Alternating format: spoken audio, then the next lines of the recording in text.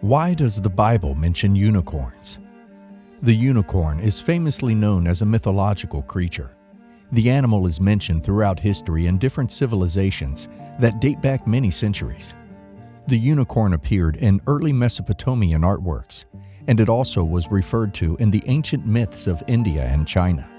They are featured as far back as the Classical Age, including the ancient Babylonians and the Indus civilization.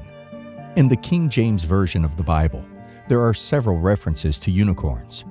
They are mentioned in 5 Old Testament books: Numbers, Deuteronomy, Job, Psalms, and Isaiah. Isaiah 34:7, "And the unicorn shall come down with them, and the bullocks with the bulls, and their land shall be soaked with blood, and their dust made fat with fatness." Psalm 92:10, "But my horn shalt thou exalt like the horn of an unicorn. I shall be anointed with fresh oil."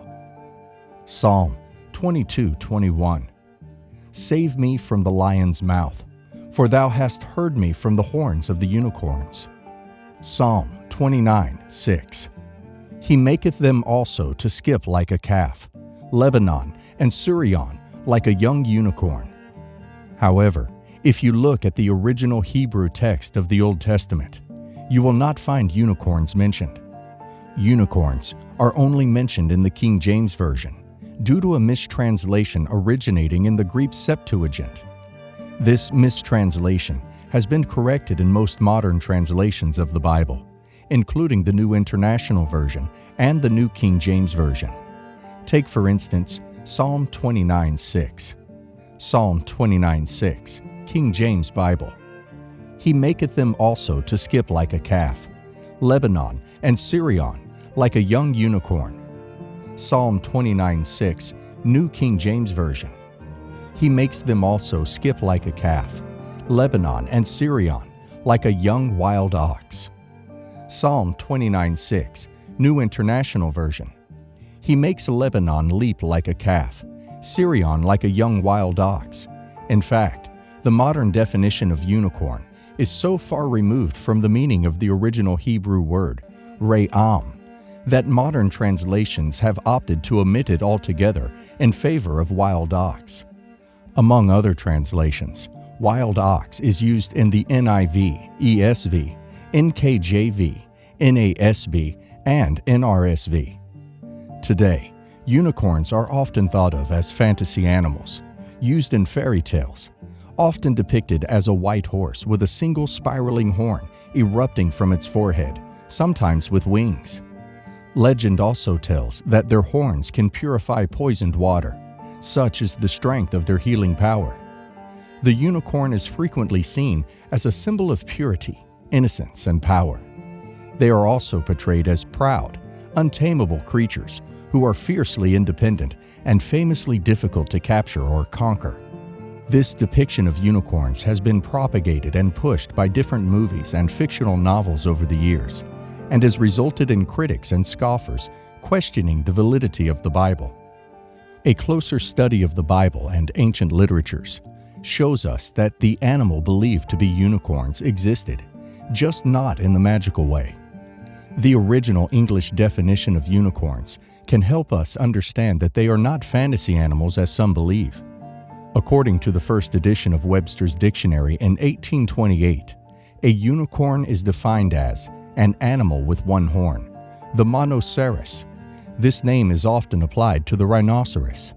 This definition makes no reference to any connection between a unicorn and a horse. Neither does it imply that unicorns are mythical animals, or a sort of Greek myth. It clarifies that unicorns back then at least had a completely different meaning to the unicorns we know now. Let us look at how the most recent version of Webster's Dictionary defines unicorns. We can see that it defines unicorns in 2 parts, 1A and 1B. Definition 1A is the definition we know now. A mythical, usually white animal, generally depicted with the body and head of a horse, with long flowing mane and tail, and a single, often spiraled horn in the middle of the forehead. Definition 1B, an animal mentioned in the Bible that is usually considered an aurochs, a one-horned rhinoceros, or an antelope. Moving on, it is important to note that the rhinoceros we know today is a two-horned creature. To explain this, we have to go back again to the same 1828 dictionary definition of rhinoceros: a genus of quadrupeds or two species, one of which, the unicorn, has a single horn growing almost erect from the nose. When fully grown, this animal will reportedly measure 12 feet long. The bicornis is a different species with two horns. They are African and Asian natives. When the early 1800s were in effect, there were two species of rhinoceros. According to Noah Webster, the one-horned species was called unicorn, and the two-horned species was called bicornis. Re'em is the original Hebrew word for unicorn, as mentioned in the King James Version of the Bible.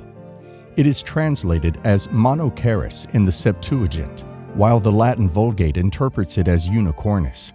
Newer versions of the Bible uses wild ox in place of unicorn, since it shares similar attributes with the extinct animal and can give an almost exact description of it to the people in this dispensation. The original Hebrew word, re'em, refers to a beast with a horn. The term re'em is thought to refer to aurochs or urus, large cattle that once roamed Europe and Asia. The ancestors of domestic cattle, aurochs, stood over 6 feet tall. They vanished in the 1600s. The definition of aurochs is also most consistent with how the Hebrew Bible uses the word re'em. The ancient world was well known for the strength and ferocity of the enormous creatures known as aurochsen. Both of these characteristics are frequently connected to the re'em in the Hebrew Bible. The term wild ox in the Bible typically denotes a person of great strength. God compares his own strength to that of a wild ox in Numbers 23:22 and 24:8. Numbers 23:22, King James Version. God brought them out of Egypt. He hath as it were the strength of an unicorn. Numbers English Standard Version 23:22. God brings them out of Egypt and is known for them like the horns of the wild ox. Numbers 24:8, King James Version. God brought him forth out of Egypt. He hath as it were the strength of an unicorn. He shall eat up the nations his enemies, and shall break their bones, and pierce them through with his arrows. Numbers 24:8, English Standard Version. God brings him out of Egypt, and is for him like the horns of the wild ox. He shall eat up the nations, his adversaries, and shall break their bones in pieces, and pierce them through with his arrows. There are certain places in the Scriptures where we have the word, the horn of a unicorn, and there are some that reference the horns of unicorns. However, we now understand that the phrases are not contradictory. For instance, Psalms 92:10 says, "But my horn shalt thou exalt like the horn of an unicorn. I shall be anointed with fresh oil." In this passage, the Latin word for one-horned rhinoceros, the unicornis, is used. Conversely, Deuteronomy 33:17 represents the other species of rhinoceros which has two horns, this time bicornis. Let's consider the context of the passage more closely. His glory is like the firstling of his bullock, and his horns are like the horns of unicorns. With them he shall push the people together to the ends of the earth, and they are the 10,000s of Ephraim, and they are the thousands of Manasseh. Several animals have gone into extinction, such as the Tasmanian tiger, the dodo bird, and many living creatures. Just as these animals used to exist, the historical existence of one-horned rhinos, unicorns, was only called into question due to the lack of physical evidence. Recently, evidence has come to light that ancient rhino species, Elastmotherium sibericum, known as the Siberian unicorn, due to its extraordinary single horn, likely lived alongside modern humans. Scientists believe it resembled more like a rhinoceros than a horse. Also revealed that they stood about 6 feet tall, measured 15 feet long, and weighed around 8,000 pounds. much larger than the horse we imagine them to be. Every time we see the word unicorn appear in the KJV Bible, it symbolizes strength. It is an animal that depicts the greatness and power of God, with its horn symbolizing power and authority. God spoke directly to Job about the strength of the unicorn, also known as a wild ox, in Job 39, 9-11, which says, "Will the unicorn be willing to serve thee, or abide by the crib? Canst thou bind the unicorn with his band in the furrow? Or will he harrow the valleys after thee? Wilt thou trust him, because his strength is great? Or wilt thou leave thy labor to him?" This reminds us of the greatness and power of God. If a creature can be that strong and fearless, then we can think of the Creator as an omnipotent one. The image is the same, whether the ram refers to a rhinoceros, an auroch, or another horned animal, that of an uncontrollable, ferocious, powerful wild animal. What we do know is that the mythological unicorn, the horse-like creature from fairy tales and fantasy literature, is not mentioned in the Bible. The Bible describes a real animal here,